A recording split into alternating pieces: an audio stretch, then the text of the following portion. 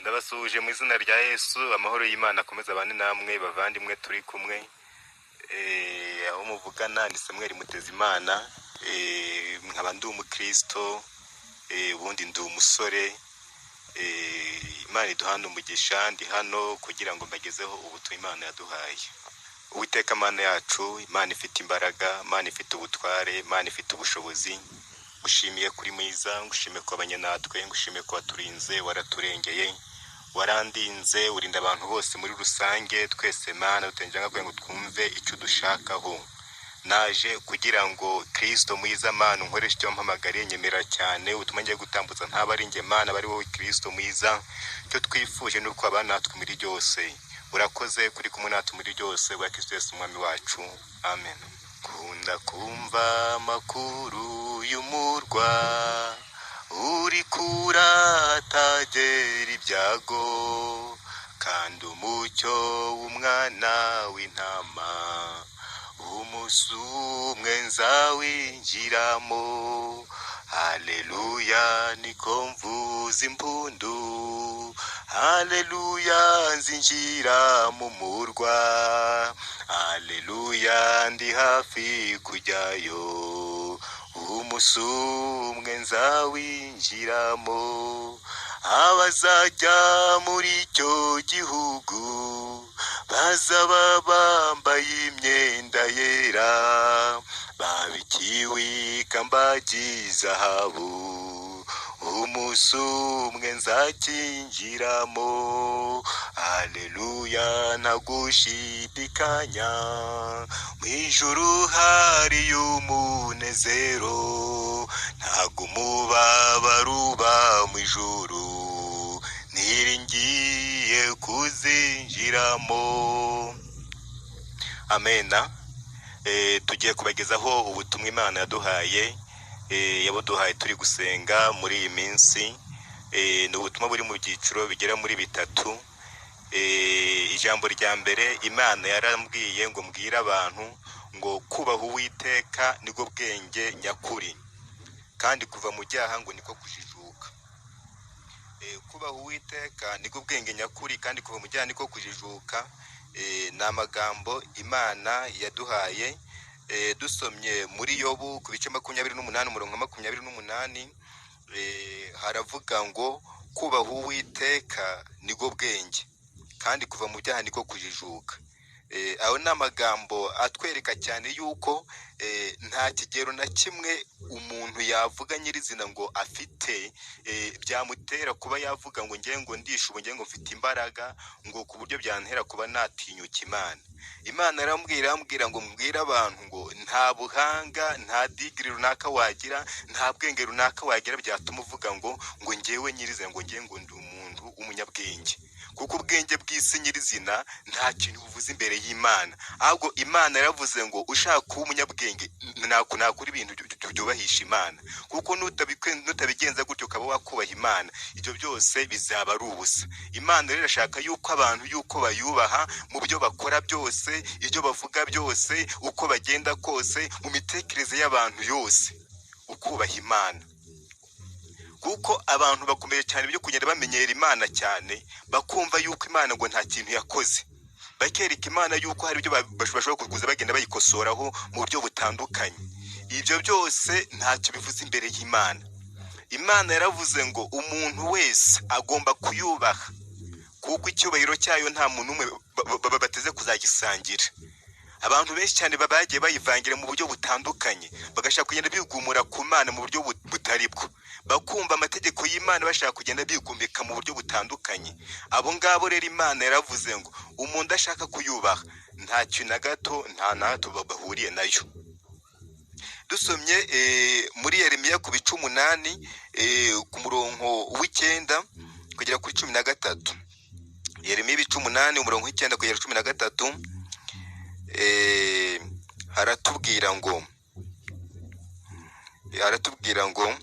Yeremiya ibice 8 umurongo w'9 kugera kuri 13, haratubwira ngo abanyabwenge baramwaye, barashobewe kandi barafashwe, dore banze ijambo ry'Uwiteka, ubwenge bubarimo n'ubwenge kise, nicyo gituma abagore babo ngiye kubaha abandi, n'imirimo yabo nzayiha abazayizungura, kuko uhereye ku muto ukagera no ku mukuru bose bihaye gushaka indamu mbi, uhereye ku muhanuzi ukagera no ku mutambyi bose bakora iby'uburiganya. Uruguma rw'abantu banjye baruca hejuru, baravuga bati ni amahoro ni amahoro, ariko rero nta mahoro ariho. Mbese hari isoni bagize bamaze gukora ibizira? Oya, ntabwo bakozwe n'isoni, haba no guhonga mu maso. Nicyo gituma bazagwa mu bagwa. Igihe nzabahagurukira nzabagira imirara, niko Uwiteka avuga. Nzabatsemba rwose, nta masara azaboneka ku muzabibu cyangwa imbuto ku mutini, n'ibibabi bizaraba, kandi ibyo nabahaye nabyo bazabinyagwa, niko Uwiteka avuga. Imana itubabarire cyane. Iri jambo ry'Imana nyirizina riratubwiye ngo abo banyabwenge, abo ngabo bigize ngo ni abanyabwenge, abo bose baramwaye. Bisobanure yuko Imana iravuze ngo ngiye kwimura, ngiye kubavanaho bya bindi bari bishingikirijeho.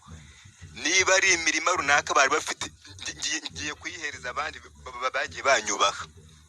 Abagore babo ngiye kubahereza abandi, abagabo bangiye kubahereza abandi. Bisobanuye ngo n'akazi bakora kose ngiye kubavana ngahereza abandi muri rusange.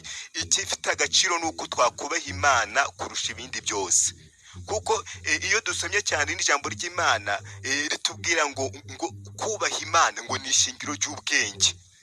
Ibyo wakora byose utubaha Imana byose aba ari ubusa, byose aba ari ubusa. Unyumva aho uri hose, Imana yaravuze ngo umuntu utayubaha nta kintu ari cyo imbere yayo, kuko twamenye neza yuko ubuzima tuba turimo bugenda bushyira ubundi bukaza.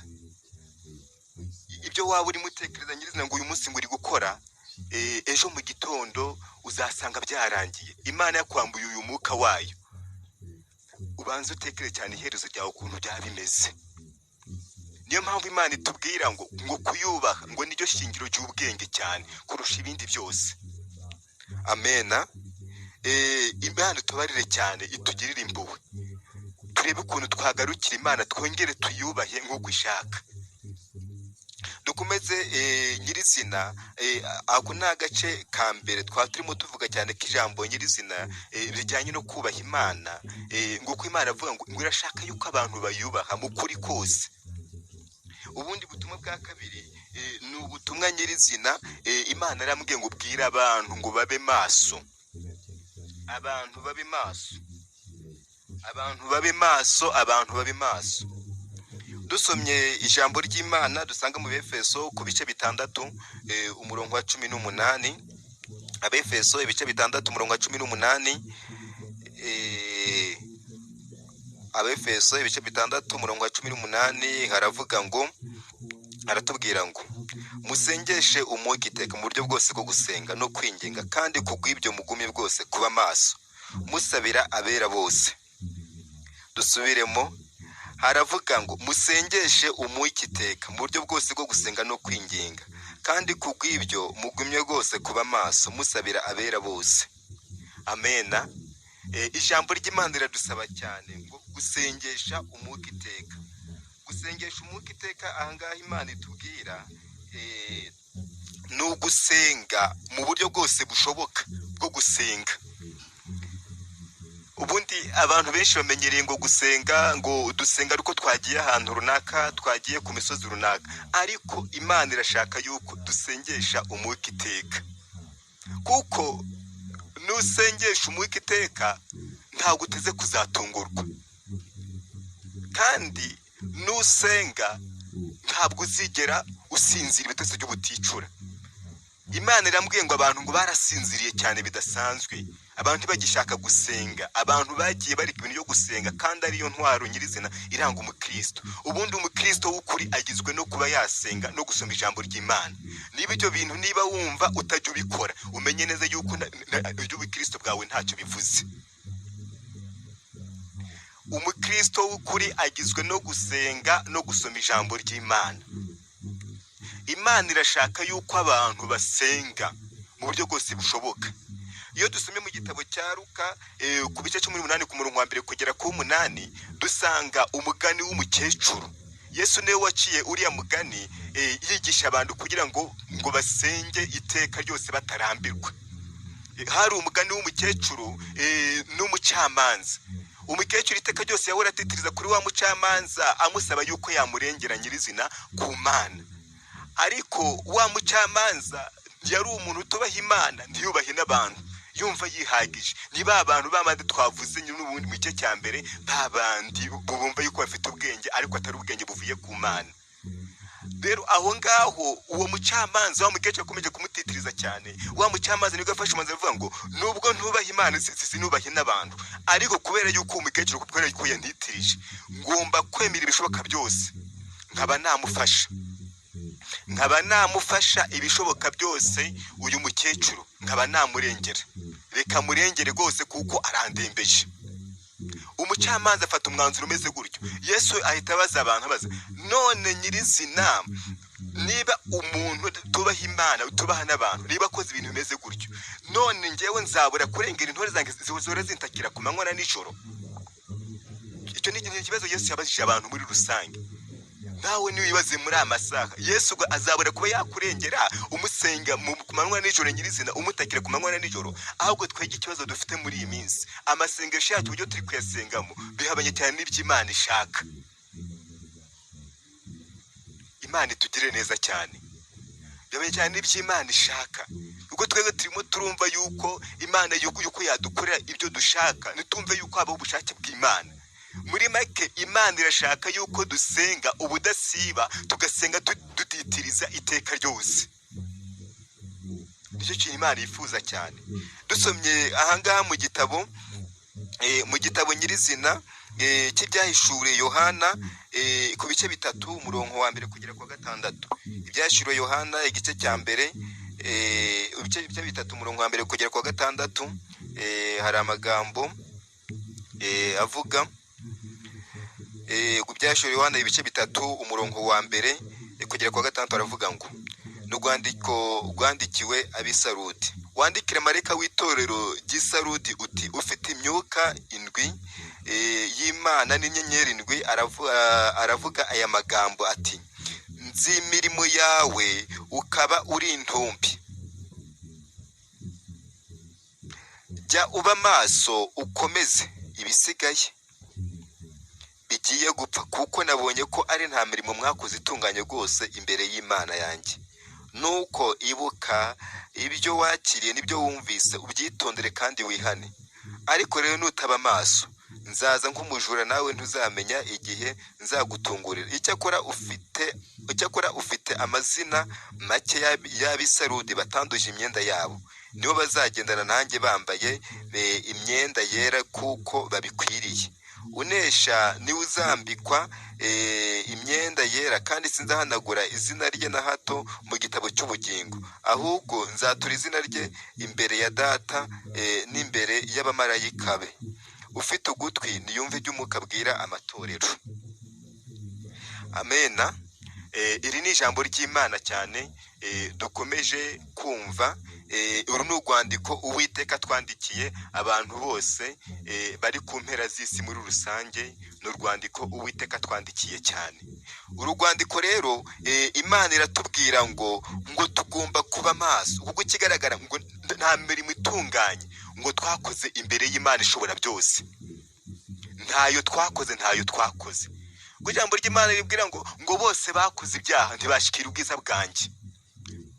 Muri make twese twari kuzakirwa witeka, nuko amahirwe twagize ni amahirwe ya Kristo muri rusange. Ariko ijambo ry'Imana riratubwiye ngo ujye uba maso ukomeze ibisigaye, kuko ikigaragara ngo nta mirimo ngo ikwiriye ngo twakoze.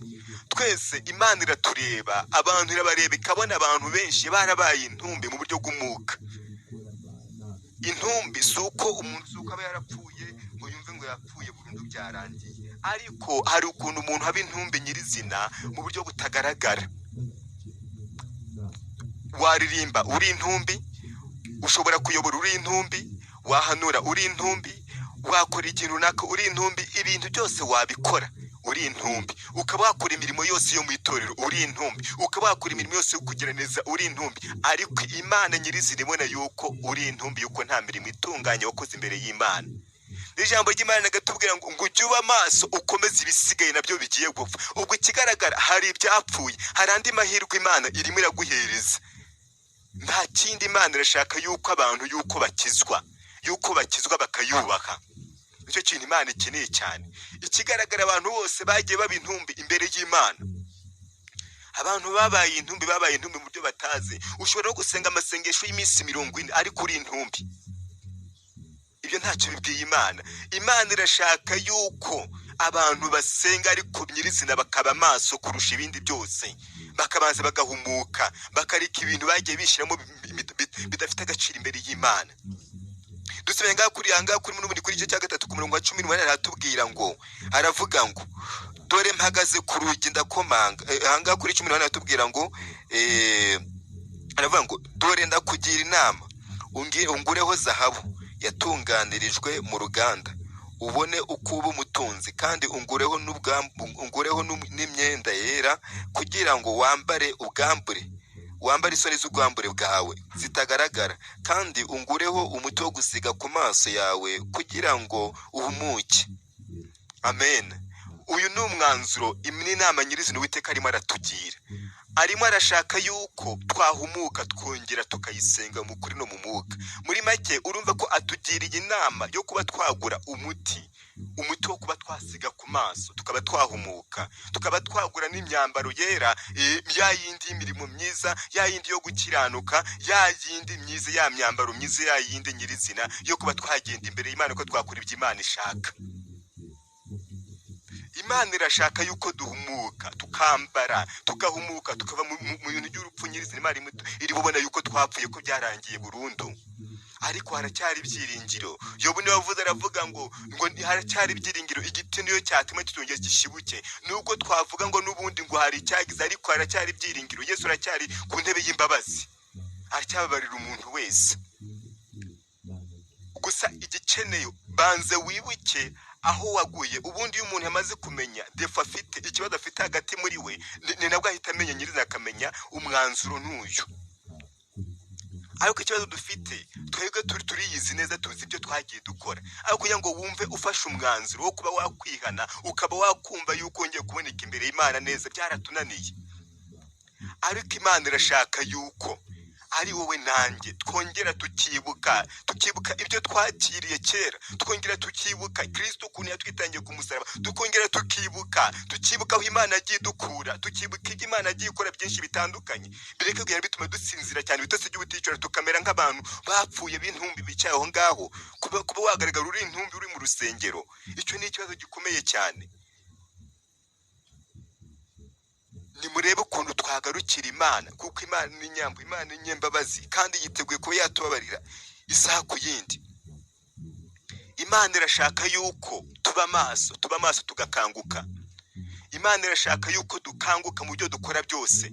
Imana irashaka yuko dukanguka tukongera tugasenga, ukongera ukibuka ya minsi yawe, bya bihe byawe, ukuntu wabanaga n'Imana, ukongera ukibuka ya saha yawe, ukongera ukibuka ya matariki yawe ukunda gusengaho, ukongera ukibuka neza nyirizina ukuntu wabanaga n'Imana, ukongera ugasubira ku isoko. Nicyo kintu Imana ikeneye.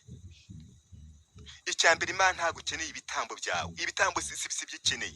Ikintu Imana iri gushaka nta kindi, nuko dukizwa, tukongera tukagaruka ku isoko, tukagaragara nyirizina turi maso imbere yayo, tukagaragara nyirizina dufite ibintu bikwiriye umugenzi ujya mu ijuru byose. Imana nitugire neza cyane. Isuzume, nange nisuzume, urebe ukuntu wagiye witwara imbere y'Imana, urebe ukuntu wagaragaye cyane muri iyi minsi. Iminsi ya Covid abantu benshi yatumye bagenda basubira inyuma, bakajya mu byaha batigeze bakora. Abantu ugasanga bakavuga ngo insengero ngo zirafunze, ngo ntabwo tuzongera gusenga, ngo sinzi biki. Ariko insengero Imana yavuze nzukuri ntabwo ari amazu mugenda muvuye mujya ngo mugiye gusengeramo. Insengero Imana ishaka y'ukuri nta zindi, ni iyi mitima yacu. Kuko icyambere cy'Imana yavuze ngo nzatura muri mwe, nzagendera muri mwe. Niko Imana iko yatubwiye, niko Imana yatubwiye muri rusange. izo nsengero ntabwo bigeze bazifunga, zakomeje amateraniro n'ubundi yakomeje nyirizina rigenda. Uko Imana mbere yajyaga ibabwira ngo muzagira amateraniro yo mu buryo bwanyu, mukamwasenga nyirizina, amasengesho mwagiye musenga bizabatunga iteka ryose. Ariko abantu mwakomeje mvuga ngo kuko nta mupastor uri imbere ugiye kumbwiriza, ariko hari igihe kizagera abapastor ntimwongere kubabona, nawe ukaba wavuga ngo hari ijambo numvise, kandi iryo jambo ryo kwizerwa niryo jambo ngomba kugenderaho. Ibaza ukuntu witwaye muri iyi minsi, wibaze nyirizina, kuko numara kumenya aho watakarije no kubagaruka mu murongo biraza kwita byoroha, nta n'ikibazo kirimo. Gusa Imana ni inyembabazi kandi yiteguye kubarira umuntu wese. Imana igira impuhwe cyane iteka ryose, ni Imana itinda kurakara, ihorana impuhwe rwose n'urukundo rwinshi. Irashaka yuko twongera tugasubira ku isoko, twongera tukayishakana umwete, kuko iravuga ngo nkunda abankunda, kandi abanshakana umwete bose bazambona. Rero ikintu tugenda tubeshya cyane ngo dukunda Imana, ariko niba ukunda Imana nuko ukora ibyo ishaka, kuko ijambo ry'Imana riratubwira cyane muri Yohana ngo nimuguma muri njye, amagambo yanjye akaba muri mwe, muzasaba icyo mushaka cyose bizakunda. None ikibazo dufite twebwe, turashaka yuko ari iby'Imana yakora, ariko twebwe twashaka yuko Imana yuko twakora iby'Imana ishaka, tukumva yuko ubushake bw'Imana tubushize ku ruhande. Umugenzi wese ushaka kujya mu ijuru niyongere yibuke bya bihe byiwe, niyibuke hahandi wagiye utakare, nibuke ukuntu byagiye bigenda, niwubike muri rusange. Imana yo mu ijuru tugirire neza. Reka dukomeze ubundi butumwa. Ni ubutumwa dusanga cyane hano mu Baheburayo ku bice 12 umurongo wa 14. Baheburayo ibice 12 umurongo wa 14. Abaheburayo ibice 12 umurongo wa 14. Abaheburayo 12:14 haravuga ngo mugire umwete wo kubana abantu bose amahoro n'uwo kwezwa, kuko utejejwe atazareba umwami Imana. Yesu ashimwe cyane. Mugire umwete wo kubana abantu bose amahoro n'uwo kwezwa. Muri make ahangaha kugira umwete wo kubana abantu bose amahoro n'uwo kwezwa ntabwo ari ibintu tuvuga n'ubundi ngo Imana ngo iradusaba. Imana ntabwo ibidusaba, ahubwo dutegetswe. Ni itegeko. Aho waba uri hose wumve yuko ari itegeko kubana abantu bose amahoro. Ndabizi neza cyane hari abantu benshi bavuga ngo ngiye ngo nturanye n'umuturanyi mubi, uriya muntu ngo arangora cyane, ngo kubana we ntabwo ari ibintu byoroshye, ngo sinzi ibiki n'ibiki. Imana irashaka yuko n'uwo ngo wakunaniye, irashaka yuko mubana w'amahoro neza, irashaka yuko mwongera mukabana w'amahoro. Muri make Yesu navuze aravuga ngo nimukunda abakunda gusa n'ubundi muzamumeze nkabo, kuko Yesu yaravuze avuga ngo mugomba gukunda ababakunda mugakunda n'ababanga bose muri rusange, bose mutegetswe kuba mwabakunda. Na wa muturanye wa wundi mubi, wa wundi muturanye mubi cyane, uriya nawe utegetswe kumukunda. Ntabwo ari ibintu Imana igusaba, ahubwo iragutegetse. Ahubwo twebwe nuko ikibazo dufite nibyo natangiye cyane mbabwira ngo ntabwo turimo dushaka kumvira Imana, turashaka kuba twagenda ku bushake bwacu, dushaka kuba twabibwa n'ubushake bw'Imana. Ibintu by'Imana birasaba yuko ubanza ukayemera, ukabanza ukayumvira. Kugira umwete ni ugushaka ibishoboka byose no gukora ibishoboka byose, ukishakamo imbaraga zo kuba wabana n'abantu bose amahoro, kandi ugahora wejejwe. Ubundi Yesu niwe tugatubwira ngo amagambo yacu agomba kuba ye na oya. Ni amagambo abiri gusa. Ibintu tuhora tugenda twongeraho ibyo kuza dukubitaho indahiro zitagizwe ntabwo ari byo. Imana irashaka yuko tubana abantu bose amahoro no kwezwa. Ubundi intandaro y'intambara zose tuba turimo tubona biboneka ahantu hatandukanye, mu ngo zacu, mu matorero dusengeramo, ahantu dutuye, mu bihugu bitandukanye, nta kindi nuko twabuze amahoro. Ariko iyo abantu bamenyeganyiriza bakamenya isoko nyirizina y'amahoro dushaka iyo ariyo, bari guca bugufi cyane, bari guca bugufi cyane bakabanza bagashakisha ayo mahoro, kuko ayo mahoro nta handi wayabonera, kuko icyambere cyo akazi ufite ntako kaguhereza amahoro, umugore mwiza ufite ntago yaguha amahoro, umugabo mwiza ufite ntago yaguha amahoro, abana beza ufite ntago baguha amahoro, ahubwo ikigira igifite amahoro nyirizina ni muri Kristo honyine. Kuko iyo muri Kristo ya mahoro aragenda, niyo waba uraye neza bishoboka, n'ubundi ubumva ufite tu amahoro. Kanye nawe muririmbye uvuga ngo ubwo umwami Yesu ankunda nda amahoro, ibyo birahagije. Nawe rero ayo mahoro ugashaka n'ukuntu wayashakira abandi bose muri rusange. Kibazo dufite turi kugenda turimo turagenda dusatira mu bihe, turimo tugenda tugaragaza yuko dukunda Imana, ariko uburyo tuyikundamo bikaba bihabanye cyane n'ibyo tugenda tubigaragaza. Abenshi turavuga ngo ngewe ndakirijwe, ngo ngewe ngo nakirijwe umwaka runaka. Ibifite agaciro ntabwo ari igihe wakijijwe, ibifite agaciro nyirizina ni ukuntu witwaye muri ka gakiza. Kuko namenye neza nyirizina, ejo bundi nicyo cyamba Imana yambwira ngo abantu nyirizina imirimo ya mbere ntabwo ifite agaciro nk'imirimo ya nyuma. Imana irashaka yuko abantu babana bakabana amahoro no kwezwa. Kwezwa ni umurimo ukorwa buri munsi, buri segonda, buri saha. Muri make kwezwa ni ikintu gihoraho. Kwezwa ni ikintu gihoraho imbere y'Imana cyane, kuko ijambo ry'Imana ratubwira ngo utejejwe wese ntabwo azareba umwami Imana. Imnabitangiye cyane mbabwira ngo imirimo yose wakora utejejwe ntabwo uzigera ureba umwami Imana.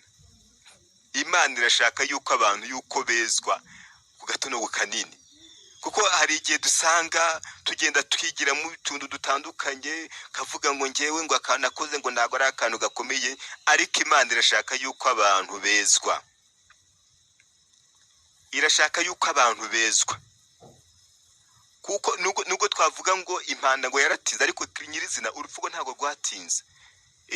Ushobora no kuba wagenda gukira no mu muhanda ukamanuka ikaba yagusanze n'ubundi kabyarangira, yagusanga naho ngaho wasitara gato mu rugo bikabyarangira. Ariko Imana irashaka yuko abantu yuko bezwa. Yesu ashimwe cyane. Imana irashaka yuko abantu yuko bezwa bakongera bakubaha Imana, bakongera bakagendera mu kuri kw'Imana, kuko abantu cyane barakabije n'ibyaha bitandukanye. Muri make izi ntandaro z'ibibazo byose muri kubona nta bindi ni uko abantu banze kwezwa. Kagenda mugenda mwisha mu madini atandukanye n'amatora atandukanye, kuba wavuga n'ubundi ngo sengera mu itorero runaka ntago ryo bifite agaciro. Ubifite agaciro nyirizina n'ukuntu ubanye n'ababandi. Nose byibuze iki cyatorero yandi wagiyemo ubanye neza n'ibyibuze n'ababandi, hahandi se babandi uturanye nabo mubanye neza, babandi se mubana mu murimo w'Imana, babandi mubana wa mugore wawe, babana bawe, wa mugabo wawe, babandi bose mubanye neza mu buryo bushoboka. Imana irashaka yuko abantu yuko bezwa, nta kindi kintu Imana ikeneye. Nababwiye ngo umuririmbye natubwiye ngo 91 atubwiye ngo ibyo twakora byose n'umwete wacu wose nagahinda gasaza iteka ryose, nta nuko byadukuraho nyirizina ibyaha byacu uretse amaraso ya Kristo. Ubundi kwezwa uyu ni umurimo Kristo yakoze akimara kwitanga ku musaraba, ariko birasaba yuko n'ubu tugomba tukezwa isaha ku yindi. Amen. Reka dukomeze cyane nyirizina n'ubutumwa.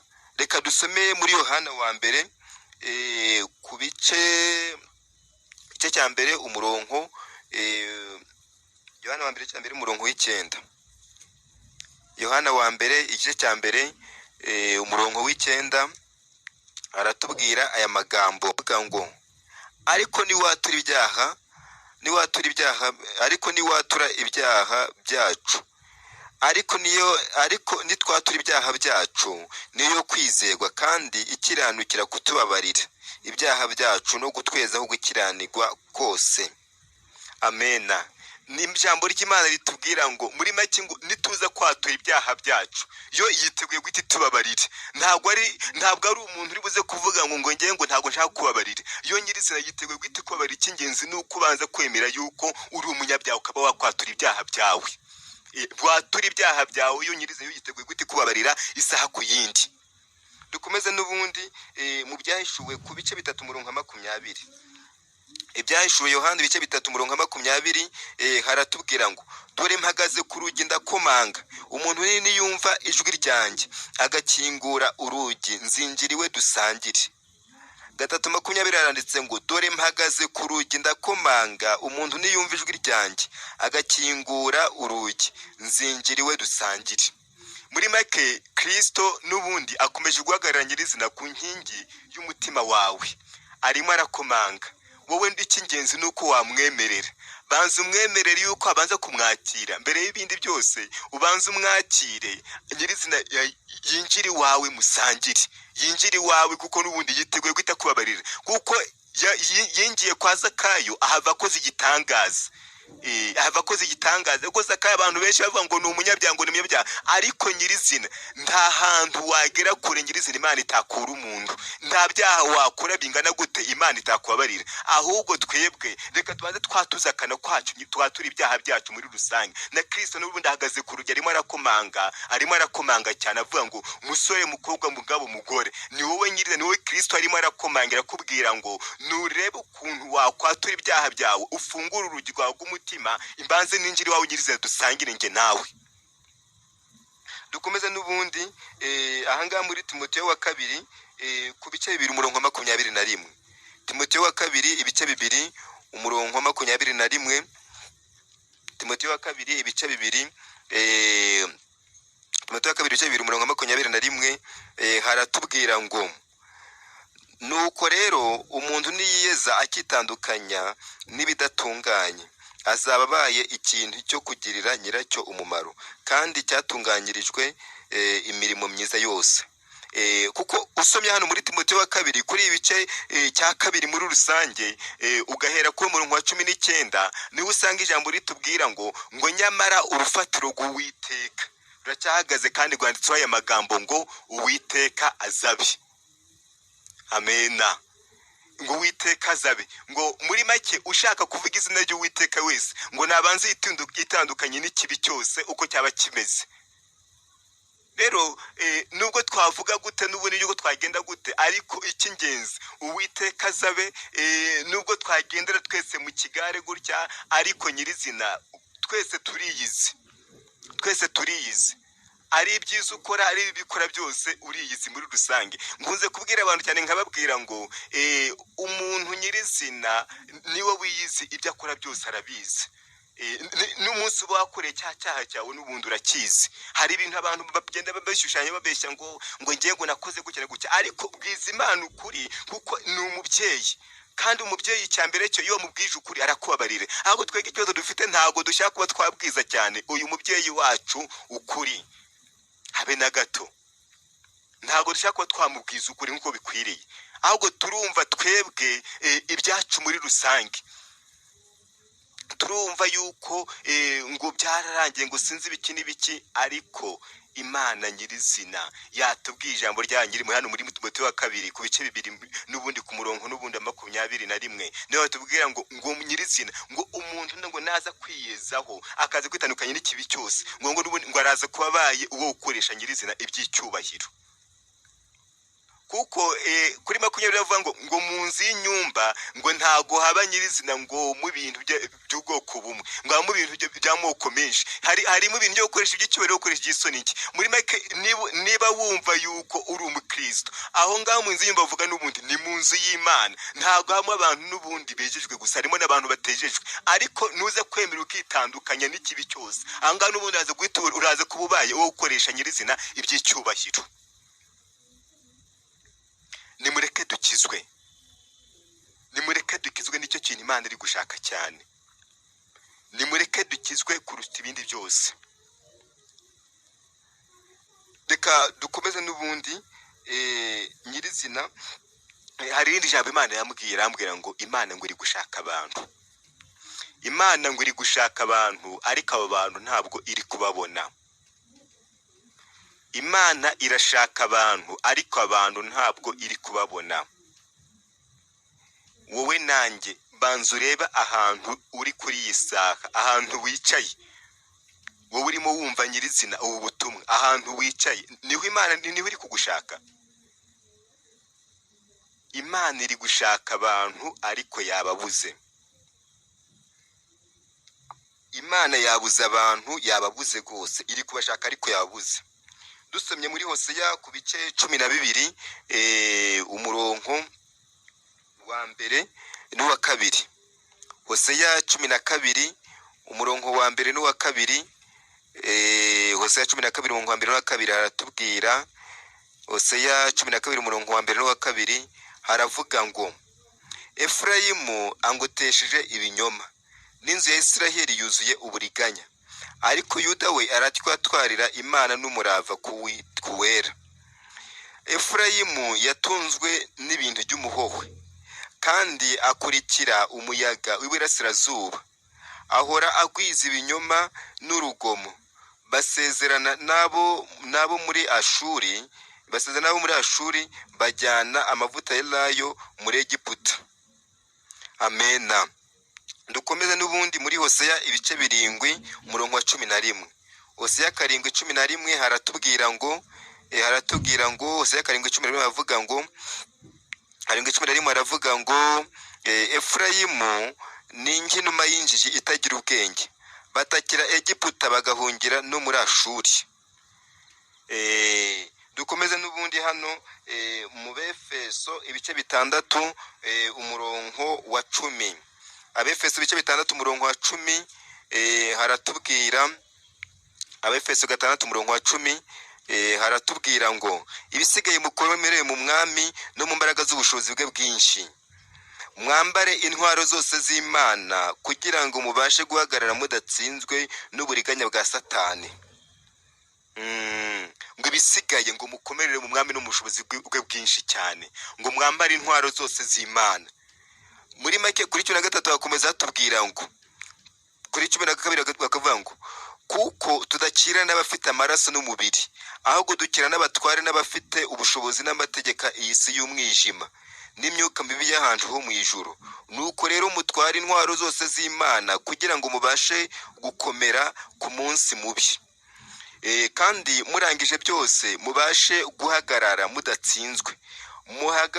Muhagarare mushikamye, mukenyeye ukuri, mwambaye gukiranuka nk'icyuma gikingira igituza, mukwese inkweto arizo butumwa bwiza bw'amahoro bubiteguza, kandi kigeretse kuri ibyo byose mutware kwizera nk'ingabo, ariko muzashoboza kuzimisha imyambi ya wa mubi yose yaka umuriro.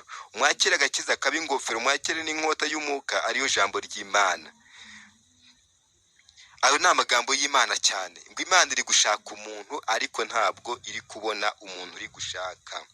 Dukomeze n'ubundi muri Timoteyo wa kabiri ku bice 3 umurongo wa mbere kugera ku wa 6. Timoteyo wa kabiri ibice 3 umurongo wa mbere kugera ku wa 6 haravuga ngo Timoteyo wa kabiri ibice 3 umurongo wa mbere kugera ku wa 6 haratubwira ngo hari ubuhenebere buteye ubwoba mu minsi y'imperuka.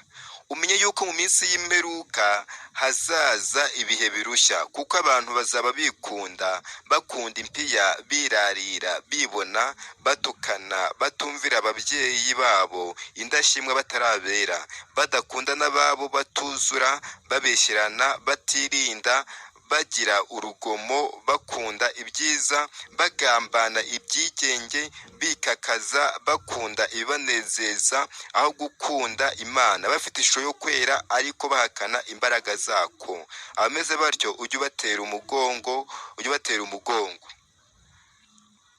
Aya ni amagambo y'Imana dukomeje cyane n'ubundi dukomeje cyane gusomaho.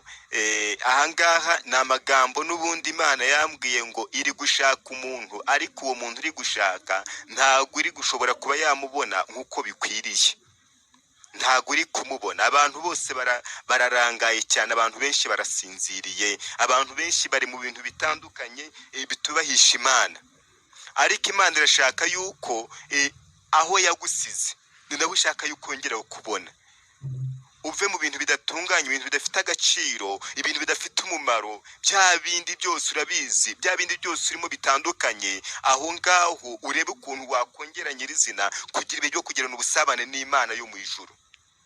Kuko ijambo ry'Imana ritweretse cyane ubuhenebere bwo mu minsi y'imperuka, kandi ni nabwo dusohoyemo cyane. Kuko abantu benshi muri iyi minsi ikintu bari gukora cyane, abantu benshi barimo barikunda cyane. Umuntu akumva ikintu akunze cyane, ngo ndashaka ibyubahiro runaka, ngo ndashaka amafaranga, ngo ndashaka umwanya runaka, ariko ibifite agaciro nuko dukora ibyo Imana ishaka.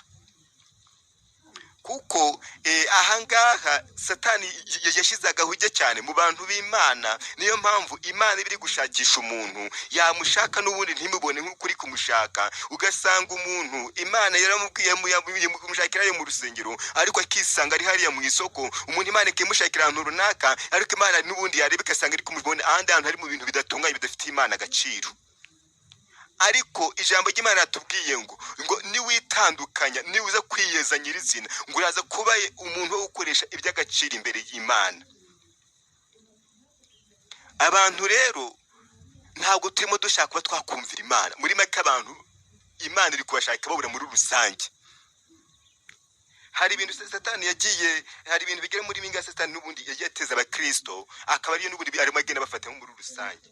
Ibyo nta bindi n'ubundi n'ibingi tusanga n'ubundi ahangaha hano n'ubundi ahangaha abantu yabashyize mu mutima udashima, ibashyemo ibintu byo gutukana, ibashyemo ubwibone budasanzwe, ibashyemo ibintu byo kwibona no kwirarira, ibashyemo ibintu byo gutumvira ababyeyi, ibashyemo ibintu muri make byo kudakundana, ibashyemo ibintu byo kugambana n'ubwigenge n'ibyaha bitandukanye, n'ibintu byo gusenya ingo mu buryo butandukanye, n'ibintu muri make Satani yategeka abakristo ibintu byinshi cyane bishoboka bibi.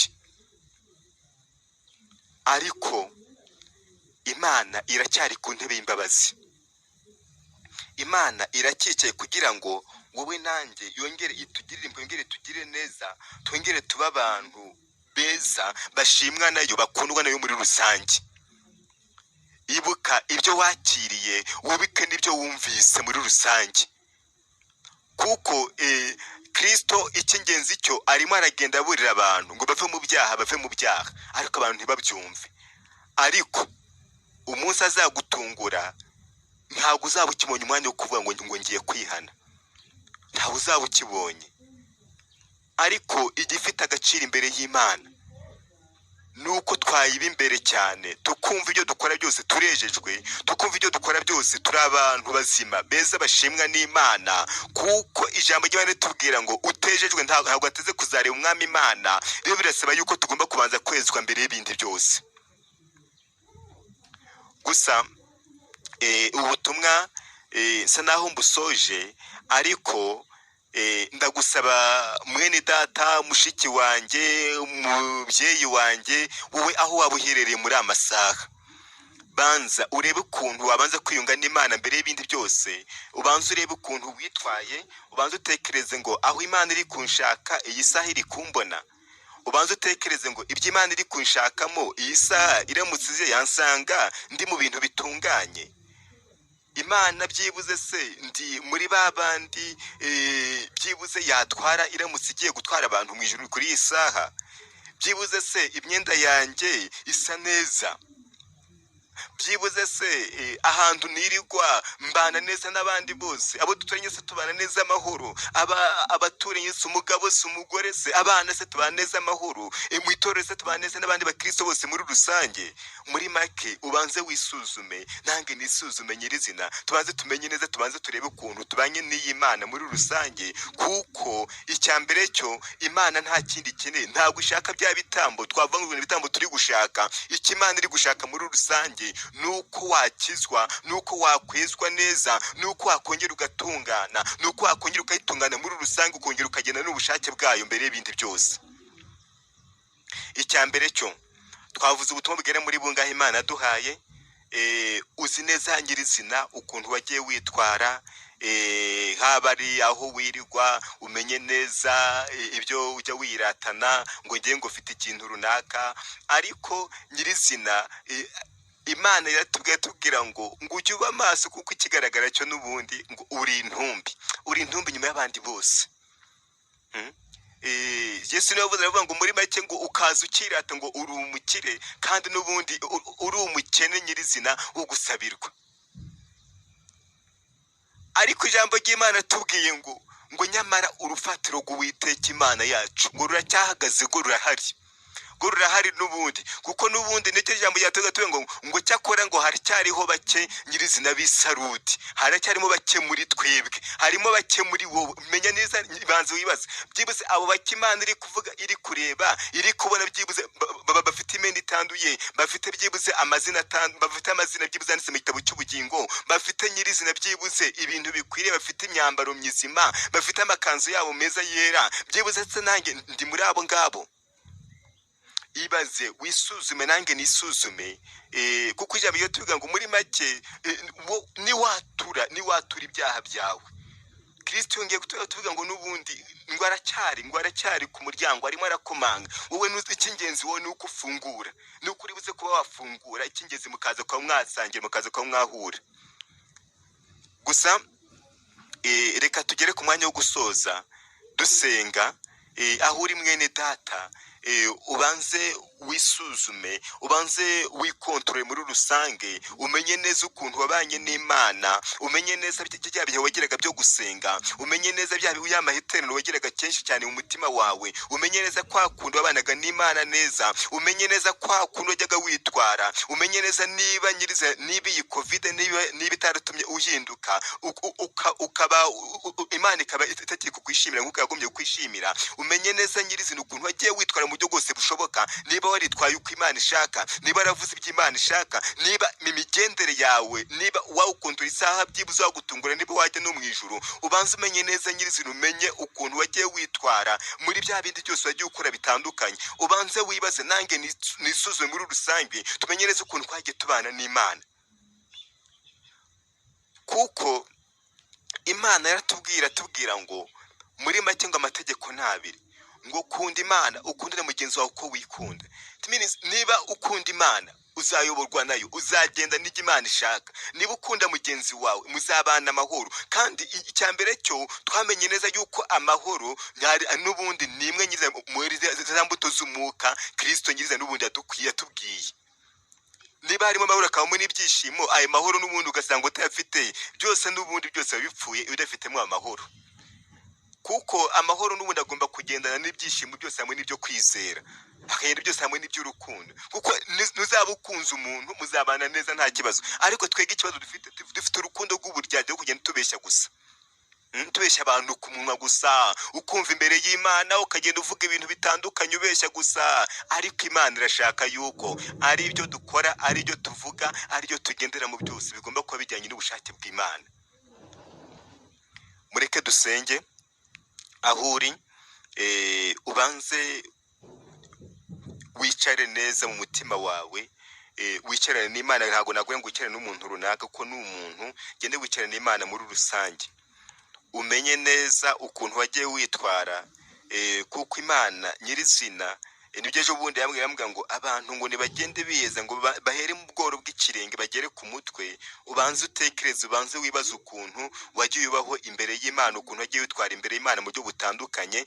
Umenye neza niba ibyo wagiye ukora, ibyo wagiye uvuga bitandukanye, uko wagiye witwara, niba bijyanye n'iby'Imana ishaka. Reka dusenge. Uwiteka Mana yacu, Mana nyir'ijuru, Mana ifite imbaraga, Mana ifite ubutware, turi imbere y'ubwiza bwawe, murengezi mwiza we, abasore b'Imana n'abakobwa bawe. Dusanze neza murengezi mwiza we, uko ijambo ryawe ritubwira ngo bose bakoze ibyaha ntibashikire ubwiza bwawe. Dusanze turi abanyabyaha babi cyane, twarakoze ibyaha byinshi bishoboka, ariko ijambo riratubwira ngo nitwatura tukitandukanye n'ikibi cyose, ngo tuzaba abo gukoreshwa Mana iby'icyubahiro. Nyemera cyane muri aya masaha Mana ugongera gutambuka, murengezi mwiza Mana, muri isi yose uyitemberamo, ushakisha rwose Mana abantu bawe, urebe mu Rwanda rwanda umenye abantu barimo, urebe uyu musore, urebe uyu mugore Mana, urebe uyu muskobwa, urebe uyu mugabo, urebe rwose Mana muri bihugu bitandukanye Mana, urebe abantu bose bari ku mpera y'isi murengezi mwiza we Mana, Mana, Mana, Mana. Uyu muntu ufashe umwanya wo kwiyeza, ufashe umwanya rwose wo kwihana mu izina rya Yesu Kristo, akumva rwose Mana icyo tumukabwira amaturo muri iyi minsi ya none, uwo mugabo Mana umubabarire iteka ryose, mwambike imbaraga, umushoboze Mana kumva amaso, umushoboze rwose Mana, Mana, Mana kugenda uko ushaka mu izina rya Yesu Kristo. Mana yongere rwose Mana kure imirimo ikwiriye rwose Mana abantu bihanye mu izina rya Yesu Kristo. Mana yongera kubahe, yongera guhe Mana icyubahiro cyawe mu izina rya Yesu Kristo. Mana, Mana umushoboze murengezi mwiza Mana kuba maso, umuye kugenda uko ushaka, umuye kuvuga Mana ibyo ushaka mu izina rya Yesu Kristo. Mana, Mana umushoboze, Mana, Mana umuhe rwose Mana kubana abantu bose amahoro, umukangure Mana, umuhumure, umukore ku maso, ugutembera rwose muri iyi si, umenye neza Mana kuriya muntu, uyu mukobwa, uyu musore Mana, umenye ko ari umuntu wari ari ahantu mu izina rya Yesu Kristo. Mana asabye imbaraga, reka Mana utange imbaraga kuri abantu. Nagushimiye rwose Kristo muzima we Mana kubejeje, Mana kubatunganyije, Mana kubabariye rwose, Mana kubahaye ihumure, Mana kongeye kubabarira ukundi, kabongeye rwose Mana, Mana kubandukura mu gitabo cy'ubugingo. Imana ishimwe ihimbazwe, kabantu kubongera impano y'urukundo, kabantu kubavanye mu bibazo bitandukanye. Mana ihabwe icyubahiro rwose Kristo muzima we Mana kongeye kubarengera, Mana kongeye kubatabara mu izina rya Yesu Kristo. Imana ishimwe imbazi muri rusange kongeye kugera ku bantu bayo Mana, ikabongeye kubahereza umutima wo kongera gusenga ubudasiba, bongera kugira amasengesho Mana, bongera kugusenga rwose bagusenga n'umwete, bongera rwose Mana gukizwa bikwiriye mu izina rya Yesu Kristo. Imana nyir'ijuru urakoze, urakoze Mana kumvishe gusenga kwacu, urakoze Mana nukuri Mana kutubabariye kandi kuduhaye imbabazi, kandi ko ari byo mu buzima bwacu Mana. Urakoze Mana kutwanditse nukuri muri icyo gitabo nuwabwe icyubahiro. Urakoze Mana, Mana, Mana kuduhaye imyambaro mizima. Urakoze rwose Kristo muzima we Mana kutugendereye. Ndagushimiye Mana byose kubikoze. Misengeye rwose murengezi mwiza we n'abazumva ubutumwa bwose muri rusange, nabo bambika imbaraga iteka ryose, kandi ubakomeze Mana umurimo wawe. Abataravuye rwose Mana umurongo wawe Mana ubakomeze rwose, bambika imbaraga muri byose. Urakoze rwose Mana kubikoze. Sabageneza kitese umwami wacu. Amen.